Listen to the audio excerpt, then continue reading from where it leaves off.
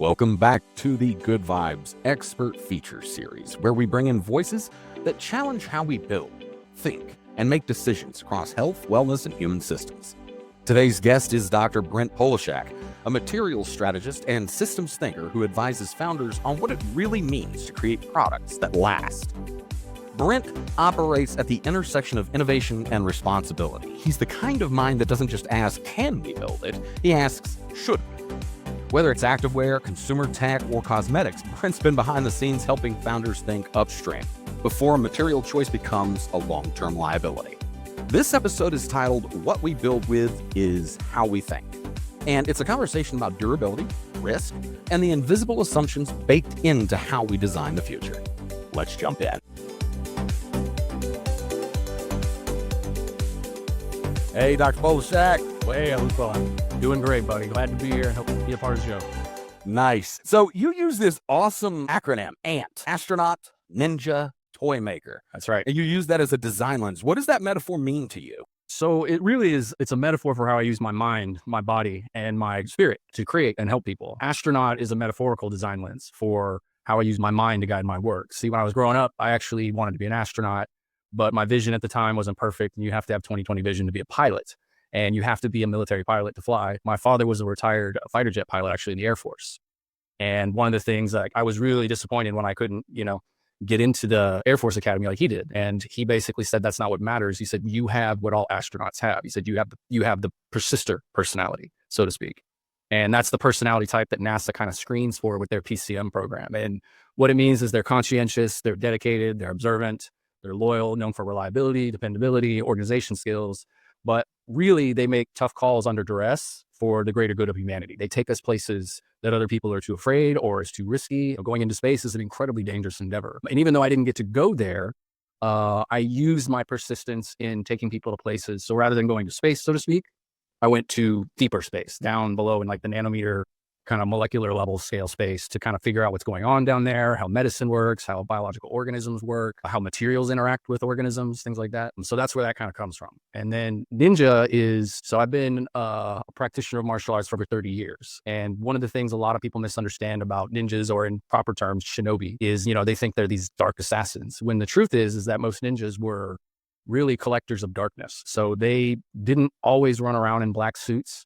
Ninjas actually were disguised as everyday people. They were they were priests, they were merchants, they were kind of hidden among everybody. They were there to they become ghosts in a sense by giving up their physical identity in order to see what's going on in the world. So they were really kind of out there watching for what we would say are the dark truths of humanities and things that disrupt ideas of social order. So new forms of technology, rising political leadership, secret citizen rebellions.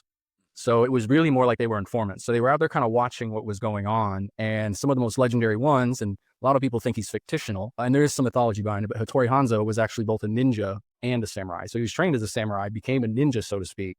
And his ability to use this ghost personality allowed him to kind of shift the sands of history for the greater good under the guidance of Tokugawa, basically. So he was there to kind of preserve peace and lived among people, kind of followed these things that could be disruptive to society. And so in a way, when I work with founders and I work with new companies pursuing new technologies, there's so much of a rush in going out and like, let's get it out there. And there's things where, like in wellness and health, where you have to really think about what are the ramifications of the technology. And sometimes they're not always aware of that. Some of these folks are brilliant materials engineers and like device people, but they're not necessarily thinking about the side effects in some sense. And that's why biotech takes years, because you have to be really thorough, clinical trials and all these kind of things have to take place. So for me, as someone, you might have somebody wanting to develop an edible battery, but it's like, okay, how are these materials when they break down going to have an impact on, like the intestinal tract where people are eating these batteries to power devices and like get measurements and the battery dissolves and goes away. It's a field of science known as transient electronics. It brings up an interesting, so in general, I mean, how do the materials we build with shape the way we live, think, or recover? Yeah. And that's kind of where the toy maker part comes in, right? So a lot of people, when they think of toys, they think of frivolous child playthings. Yeah. When what toys really are these kind of really great ideas that lack significance to the mainstream.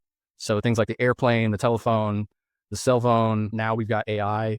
These were all things that like geeks played with, nobody really cared about. They're very early ideas that have dramatic impacts on society down the line. But when they're first conceived, they're just seen as like, oh, that's R&D, or that's just some goofy thing no one's going to play with. But really what's going on there is that they empower people. So toy makers don't really design products. They design life-affirming experiences is really what they're doing. So when they think of toy, like we said, their toys are really prototypes for possibilities, harbingers of imaginary potential futures designed to emotionally reveal to us who we are, what we're capable of, and what's important to us. So they help us discover that.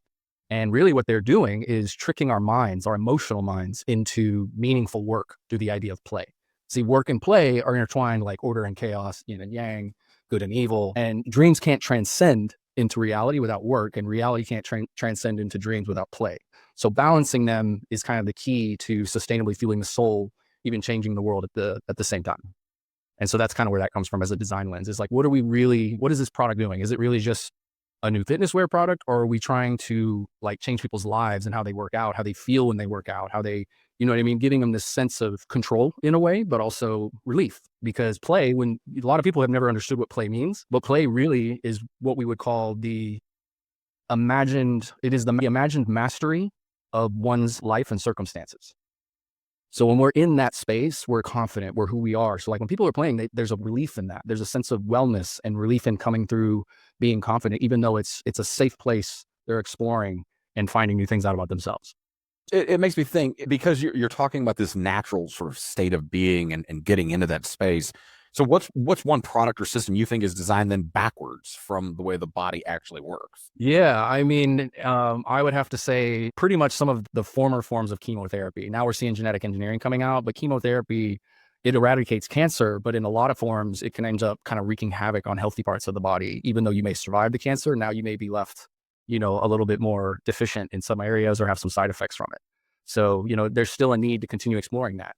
This is what I mean by like a toy, is like it comes out as a prototype, but then over time it evolves into something more, safer, better for us. Okay, so as a toy, if you had to rebuild the healthcare system using Legos, where would you start? Well, first you'd have to invent a new design for Lego kits and Legos, because Lego's patent actually is on the interconnecting block expired and is now available for public use. And in America, the healthcare industry really doesn't want to use anything or let anyone know the cost and use of anything they have, especially the patients. So one of my long-term kind of side toy projects is designing what I would call transient modular supermolecular Legos. These are like tiny molecular size style like Legos for nanorobotic like mechanisms to work in tandem with things like genetic engineering, such as CRISPR, which you can use to basically give the nanobots new instructions for new programs for different types of healthcare treatments. So what do you think some of our current tools then get wrong about human durability? It's a good question. So like in the wellness space, I would say that a tool or product will make you well but as a lifelong athlete and martial artist, wellness is a foggy and subjective journey of perseverance and resilience. In this way, durability in many ways.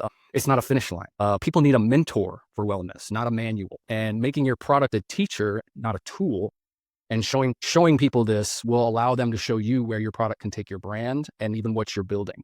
You see, so it's not so much just a product or a tool as much as something to guide them, to inform them. This is like what a toy does, right? You play with Rubik's Cubes, you play with different things to find out, hey, I'm actually pretty good at this and I can beat adults. You know what I mean? Like that kind of thing. So I would say, treat your product more as like a teacher to take somebody through this process, especially in wellness. It's a very long journey. I'm still learning after having been in this space as a personal trainer, as a combat instructor. There's still so much to learn in things like mobility, and having the right kind of products can help you kind of accelerate that and find new meaning in it, find new discoveries and exploration.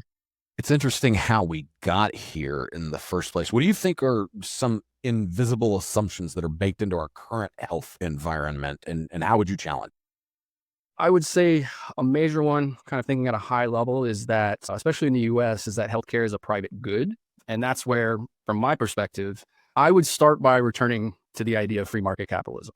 Pitching investors looking to disrupt healthcare, like a Mark Cuban, for instance, on the idea of an urgent care or outpatient clinic with an AI-managed, openly published charge master, along with, putting out the competitive pricing and insurance providers' estimates. And that's where, as an astronaut, kind of comes into it. There's this crazy idea, and maybe nobody's really willing to take it, but maybe it's something we should think about. And then if you've got a guy like Cuban on board, you can politely turn down some of the other investors that maybe you weren't interested in, who are eager to invest. And in a way, investors might get a little spiteful, you're motivated to invest in your competition, thereby funding and creating the actual market for you to prove and validate the business model itself. That's where Ninja comes in. But ideally, if we get there, once you have the market and competing business models, driving down prices, bringing transparency to the charge master, we can get to a more affordable and accessible healthcare system for everybody. And that's the toy maker. Nice encapsulation there. What, from your perspective, what's a real world example where design literally affected someone's health outcome? I got to tell you, human computer interface prosthetics. These are capable of translating, we're getting to a point now with like robotics for prosthetics that are capable of translating the nervous system's bioelectric signals, even mimicking and surpassing a human dexterity. It changes not just the faith in the amputee, but like everybody around them, family, friends, people who see this. And I have particularly witnessed my brother, who's a retired Army Ranger, one of the toughest people I know. This little girl came up to him with one and wanted to take pictures with him. And it literally put him in tears. And that was like amazing to me as someone who's just been conditioned, to have emotional resilience. So we're getting to a point where this is, they've got ones, I don't know if you've seen the ones where they can actually remove the hand and like put it somewhere and then like control the hand across the room or have it crawl and grab stuff for them. So to me, it's a very fascinating space. And where I think it doesn't just affect that person's health, but like literally everybody around them is blown away. And this is like what toys do. They create a sense of wonder, an unexpected surprise. You know what I mean? What's a common decision founders or innovators make that carries unintended consequences down the line? It really kind of depends on the space, but as a founder who built technology, came out of graduate school, and then went into building startups myself, you're early on, you're pitching these concepts for products or things you're making. And then how you manufacture them, that plays a very big role, just like supply chain and all of that. So any changes to, you get out there with a concept, you start building it, you get proof on it, you take it out and shop it around, depending on what you're doing, whether you're a, business to consumer or business to business kind of company. Either way, you have to kind of go out and get feedback from who you're trying to create this for. And you don't always know what they're looking for. So my first company, we set out to we were very early in the idea of sustainability. And so we had developed actually color controllable textiles and paints. And we were putting them into things like fashion products. And we would come in and show them how, you could basically take our technology, build a product with it, but offer, like Old Navy, you can go in and buy shirts in, 10 different colors. But the idea with our technology was you'd be able to shift the color of a single shirt. So you wouldn't have to manufacture as much product, which is one of the issues with the textile industry, right? They mass produce, they create a lot of pollution. And we were kind of proposing this idea of using these kind of color controllable technologies, a way for the customer to say have 3 different colors for a single shirt. And then the company would have to produce less product, allowing them to get it to market faster, but also being able to upcharge it in a way because it's got that specialty performance to it. So you're still able to kind of capture your profits, making less product, thus producing less waste for the environment. You really have to kind of spend time with them. And at the time, they were just, what? Like when we would talk to them, we brought in a device that was like color changing jewelry. We took this to groups like Kate Spade, and they were like, just kind of looked at it. They kind of got it. They thought it was cool, but they were very much, does it do wearable? Does it do fitness tracking? Can it do fitness tracking? And we were like, well, that's not really the point. I mean, you could interconnect it with an app or something, right? Like we had done that. We had interfaced it with APIs to allow you to say, wear this. And then it would shift from like a yellow to a red when you say hit 10,000 steps. So you wouldn't have to pull out your phone. You wouldn't have to do any of that. You'd be like, all right, hit my goal for the day. Right. So, but it was such a foreign idea to them. And at the time, this was really the beginning. This was like 2013, 2015 with wearable tech. And it was interesting because the tech world in terms of semiconductors was never really in fashion. And so they didn't really understand kind of that side, that product design part that plays such a big thing. And then the fashion people, they know the product, they know what appeals to the consumer, but they didn't know anything about electronics. And so it's a matter of, sometimes you have these great ideas, but you might be a little too far ahead. And so that's where I kind of come in now, having gone through that experience myself, to kind of help companies create that roadmap. Like, here's how we kind of step them into it, as opposed to coming in and saying, you're going to go from here to here. And they're like, well, how do we get what? There's this gap of innovation that they have no idea, they're not exposed to. So it was fascinating. And we had all these like consumer interactions with it, and people were excited about it. But then they were like, how do we even make this? We don't have the supply chain for it. Who would we work with? They weren't, at this time, they weren't really working with any type of component manufacturers. This was the very early days of things like crowdfunding, Indiegogo, Kickstarter. And so that was, you really have to understand the industry you're pitching, because you might have a great idea, but if it requires them having to really shift their manufacturing or how they do their supply chains, that's where you can hit some unintended consequence. You may have this brilliant product, but they're just not ready to invest in something like that, you know? So how do you help then founders balance the hype cycle with new materials, reality? You're talking about reality of use, lifetime, human exposure. How do you help founders navigate all this? Well, one of the other things is there's a lot of brilliant minds out there coming out of, all sorts of schools, universities with great technology backgrounds. But again, it comes back to, what space are you going into? I mean, if you're in semiconductors and you're trying to sell something to NVIDIA or Intel, that's great. But, how do you communicate in their language? So what I kind of do is I come in, and one of the biggest problems a lot of technical co-founders have in things like deep tech and hard tech spaces is they know the technology in and out. They don't know how to market it well, so they're kind of waiting around for people. So in many cases, they'll just keep working on their product, but you really kind of have to get it out there and let other people, like outsiders, play with this to kind of come back and give you feedback. And, if you're on a path for a certain type of manufacturing, but you find out, oh, they don't want to use it in Windows. They want to use it in home decor. You're looking at a completely different thing. And so it's what we try to do is really expand on ideating where, especially if it's a tech-driven concept, where does it make most sense to get into? What industries already have, say, some of this in place? So when I was at Intel, one of the projects, we were doing was helping them create a new type of photonic processor technology. And they would come to us and say, all right, can you do this? And we'd say, yeah, we can make this thing. And then it would come back and it would have performance. And then they say, okay, can it survive 300 degrees in a manufacturing line for 30 minutes? So then we'd have to go put it through rigorous testing, because they don't really want to change their system to accommodate this new technology. They want you to fit into it. So it's really important that you understand, if you have this really great technology, how do you get it into the consumer's pipeline, not just how you envision manufacturing, but how they are going to want to manufacture it, and how, what's that roadmap for, say, going from concept to pilot line production to full scale commercialization. Yeah. So with that being said, I mean, how do you think about infrastructure ready thinking? How does that differ from MVP or, fast iteration culture? It's difficult. Yeah. Because I work with a lot of like materials-based, device-based kind of folks. And again, kind of coming back to that is, like I said, with our situation where we were trying to get this stuff into color controllable purses and color controllable, jackets. We were talking to groups in North Face, to kind of incorporate it, which is at the time was kind of ahead of its time. But again, that they've got that whole supply chain system in place. And in some cases, this is one of the issues that's going on right now where we're at with things like the tariffs and trying to bring manufacturing back to the US is it takes companies a good, 5 to 10 years to really establish a solid supply chain with good vendors, good everybody, OEMs. And that takes a lot of time to so if you have a dramatic shift, whether it's from a situation like we're in right now, or like we're talking about, this new technology, that's going to put some hurdles in the way. And that can be a very rough spot to be in, especially when you're, taking money from venture capital and things like that, because they want you to hit milestones. You're hitting like 12 and 18-month milestones, and they're expecting to see things. So it can be very tough to manage what your investors are expecting to see from you and like who you're trying to sell to at the same time. So it's like, that's where I try to come in and help them, bring it back more to, instead of such a jump in innovation, more of these kind of steps, starting out small and working your way up a little bit. Right.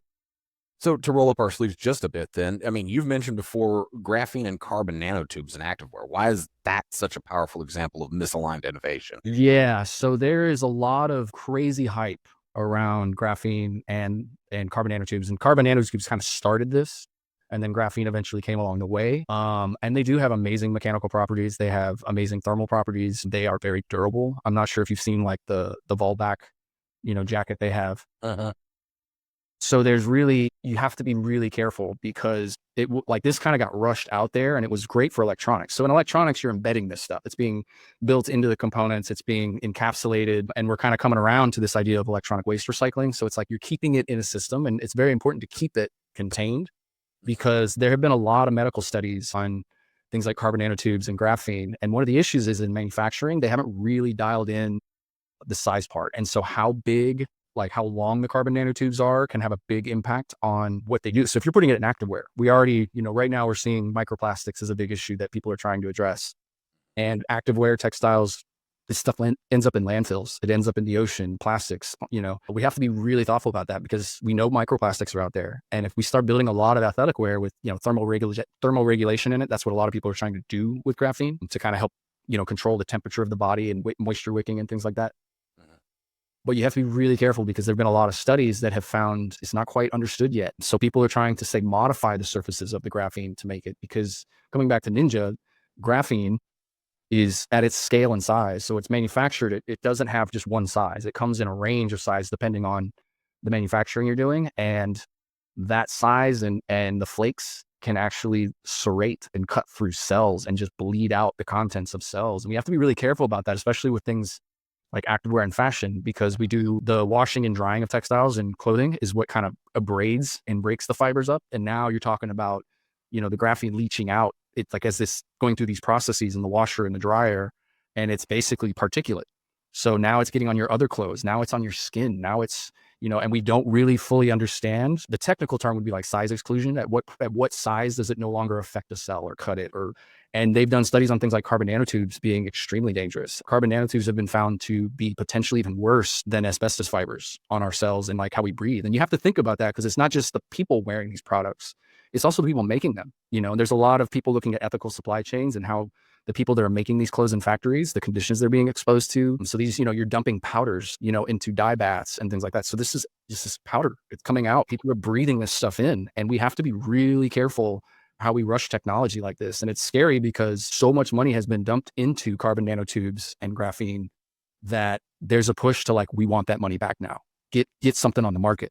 So that's where you kind of get this conflict of safety, but also investment returns. And knowing how to navigate that space is very important, especially if you want to avoid, these days, this comes to light for a company, it could destroy them. You're talking lawsuits, you're talking. Well, it's not just the wearers or the manufacturers either. It's, I don't know about you, but in my household, we do laundry together, So now you're talking about family members, you're talking about children, you're talking about pets, you're talking about a lot of different. And the stuff like graphene can be useful in protective wear for, say, firefighters, astronauts even. And in these kind of, these systems, you have different kind of cleaning protocols. You're not throwing your astronaut suit in the washer and dryer. Yeah. You know what I mean? So it's in certain cases, it's safe, but we have to be really thoughtful about what this product's going to go through, both just for the person and how it ends up in, say, at the end of its life. Is it going to get recycled and, things of that nature? Very interesting. If you could redesign the innovation process itself to better protect people, where would you start? So in my work, I address a lot of what we call technology readiness level. So it was a system developed by NASA in terms of figuring out at where in a technology's development. So being something in the lab, an experiment, is like tier 1. And then you get to tier 9 is like it's fully commercializable. So one of the things that I try to do with my work and through my channel is to, like I said, I build these roadmaps for people, So a lot of companies that I work with, if they want to get something out in 18 months, like that's how a lot of these product companies like fashion and stuff, they want to move a product in about 18 months from design to on the shelves. And in which case you're going to want to focus on what we call like TRL 6 to like 9 technologies, things that are already out on the market that you can buy them through chemical companies, you can get supplies. But what we really want to be looking at, and this is what I'm trying to do with my channel, is kind of introducing the idea of these technologies early on, say at their stage 3 to say 6, and getting them out there in the hands of product designers, making sure it's safe, teaching them how to use these materials, teaching them how they would eventually be manufactured, how they can do small scale manufacturing, like in a garage. So it's this idea of trying to foster local manufacturing again and bringing this stuff back, because it's at that stage where you can get a lot of good feedback from people who are building these products, testing them, validating that they're actually working the way they wanted. And so that's one of my missions, is to kind of reintroducing almost like this combination of academic university and technical school kind of training through like what we're building with our books and what we're doing with like workshops and tutorials, online courses, is getting these ideas out there sooner, getting people educated at the front, because this is what's happening in the textile industry right now. What a very interesting thing happened is we started outsourcing a lot of technology overseas years ago, back in the 70s and stuff, to have it be done over there. But companies back here stopped hiring textile engineers. They stopped recruiting all this. And then, here we are, 30, 50 years later, and the consumer is now educated enough to know like this stuff isn't safe. I want more transparency on what you're making. I want more, and so these companies are now mad dashing because they haven't had the technical minds for the last 20, 30 years in-house to kind of walk them through this. And so they're all panicking because they don't want to be seen as, we don't want to be like poisoning the environment and hurting the consumer. So they're trying to get back into these spaces, and they want this kind of private technology, and they want to get it right. And some of them are making big missteps with like greenwashing. They're trying to just market, oh, we're doing better. We're investing in renewable energy. We're doing all of this as a way to kind of buy them time, because now they have to rebuild these R&D teams that they laid off and they haven't had in-house in 30 plus years. In your view, what does true durability look like? I mean, not just in materials, but in how we're building trust with the consumers. Yeah. Um, it, there's a couple ways to look at it. I think we talked about before about the idea of resilience. So I would say, in kind of a product experience way, we want to look at your whatever product. If you're making something for the consumer, not necessarily, we're not talking about business to business, but B2C. You want to, whatever product you're building, that tool or product will make you well. But as a athlete and someone in the space of wellness, as we talked about before, wellness is a foggy and subjective journey, and you're on this journey to kind of do better for yourself. So it takes a lot of perseverance and it takes a lot of resilience in sticking to doing better for yourself. You're not going to get it all right at first. You got to get the diet right. You got to get the nutrition right. You got to make sure you're getting the sleep right. You got to make sure you're using the product right. There's a lot of things to get right, and that can be very discouraging, and you don't want that. So it comes back to this idea of, people need a mentor. Make your product a mentor for wellness, not a manual, not something they have to figure out. Don't leave it on them to do it. Make your product a teacher that helps them. And I think that's where we're moving with a lot of these products these days in wellness, is things like AI are helping kind of bridge that gap, acting as like a mentor to help you take better care of yourself, right? The Apple Watch, for example, does a great job of helping you keep track of like your heart rate, or, hey, it seems like you've taken a fall. Do you need us to contact emergency services? You know what I mean? So it's acting as almost like this teacher kind of component. So if you make your product into a teacher, people will show you where that product can go and what it can do. And like maybe take it to places you didn't think of. Yeah. That's good insight. It's good insight. So I have this really big picture that I'm working on. So I have this like 10-year plan for what I'm doing. And Nice. basically it involves a combination of not just technology development, but also media development, media entertainment. So I'm in a process of I'm trying to apply for some grants with groups like National Geographic. Cool. And the goal is to kind of go out there are parts of the United States that I'm scouting. There's like 8 cities, and I've lived in 5 out of those 8. Cool. And yeah. And so it's more like I kind of understand what's going on there and where the future is going, especially around this idea of bringing manufacturing back. Right. But Yeah. doing it a way that incorporate, so to me, the idea is to kind of go to these cities and, interact in a way. I was really inspired by guys like Anthony Bourdain and how he kind of approached culinary food and made it relatable to people that weren't in that space. Right. So for me, he really inspired me to kind of take an approach like that with materials. Nice. And really, and materials are not just engineering. There's lots of creative artists doing amazing things for their community. For sure. Yeah. Right. Technology is there. That's great. But it's like they approach it very differently, like how we were talking about with product designers. And so my goal is to kind of go out and look at each of these cities that have they have beautiful infrastructure in place. So for instance, like North Carolina and South Carolina is the textile hub for the United States. This is where cotton and everything came from. But there's a lot of really cool things going out there at places like NC State, where they're exploring not just, they're exploring biofibers, natural fibers, synthetics. They're looking to bring natural dyes that are not toxic into textile design. So there's a lot of these, and these are all areas that are hubs that are just kind of there, but because of these ideas of sustainability are still permeating, nobody's really watching them. For sure. And things like health, like down there in Austin where you're at.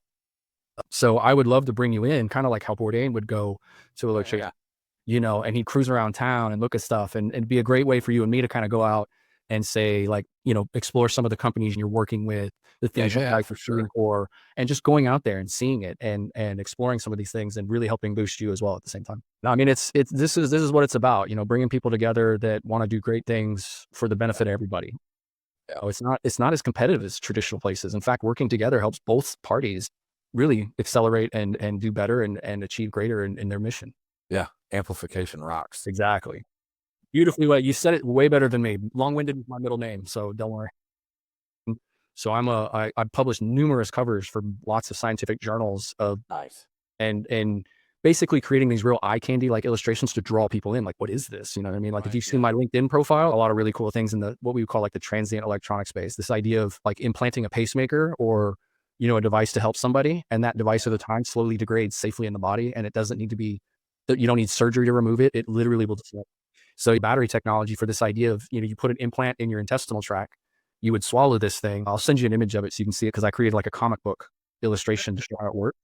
And so you eat it in like the size of a plastic capsule, and when it goes into your gut, that capsule dissolves and the battery expands, and basically, and so it will hit the device, power it enough to say, take a reading right off that thing and transmit it out for data for processing. And then the battery dissolves and it just washes out in your gut. It's completely safe. It's edible in every way. So it's this idea, like every time the doctor's like, hey, we're going to take, we want to see measurements every 6 hours. So you would say every 6 hours, eat one of these pills, and and you'd have your phone on you.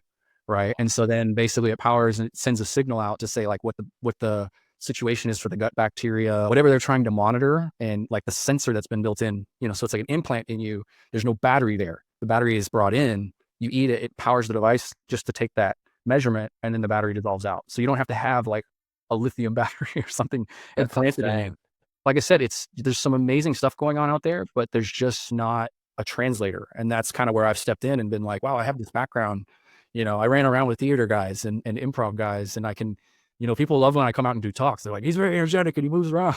It's not something that commonly happens with these guys. And so that's kind of where I found my niche, was being able to help, kind of get the word out on these things to inspire people to say, I want to get into this. I want to get into what is this like transient electronics. And that's just the point I'm at in my age. I've done a lot of cool stuff. I have cool patents, but I'm at a point now where I'm really trying to inspire that next generation, because we got a lot of challenges. We've got a lot of challenges on our hands, and we need everybody like you and me out there helping, people get excited and believe in it, because some of this stuff is overwhelming.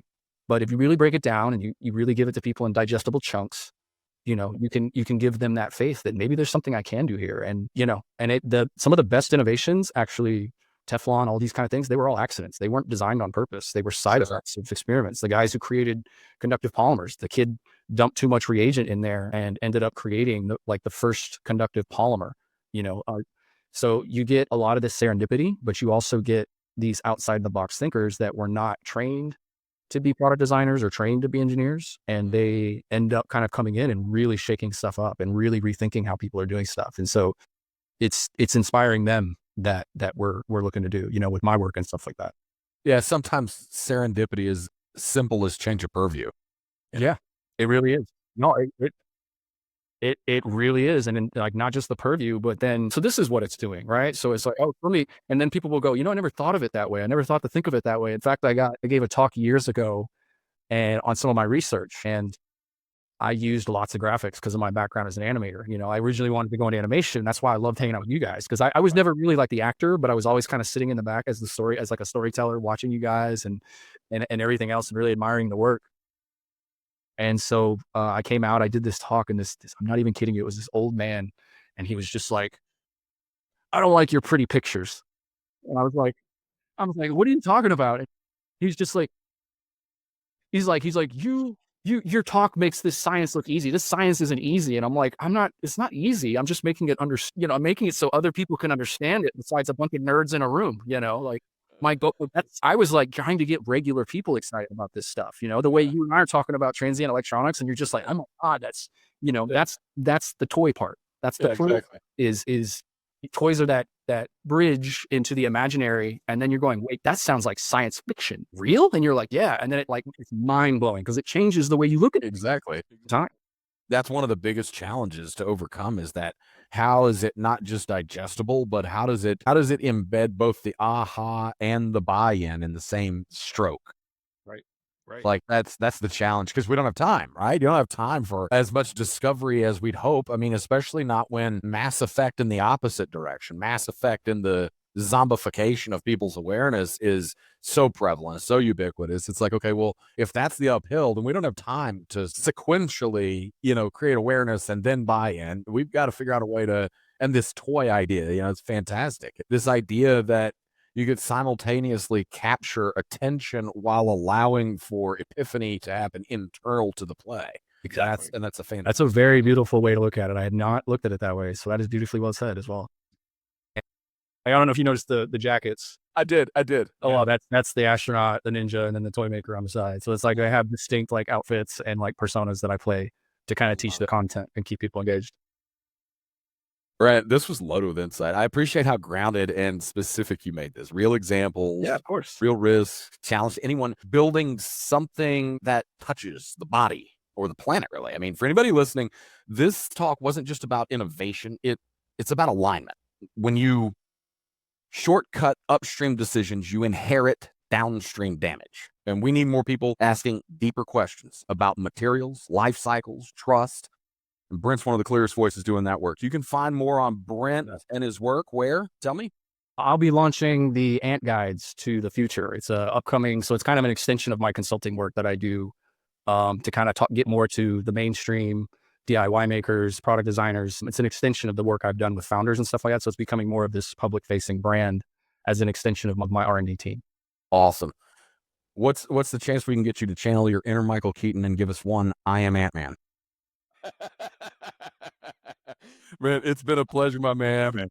Thanks so much, buddy. Make sure to follow his story and keep in touch with what's happening in the world around us. Until next time, stay sharp, stay strong, stay aligned, and keep up the good vibes.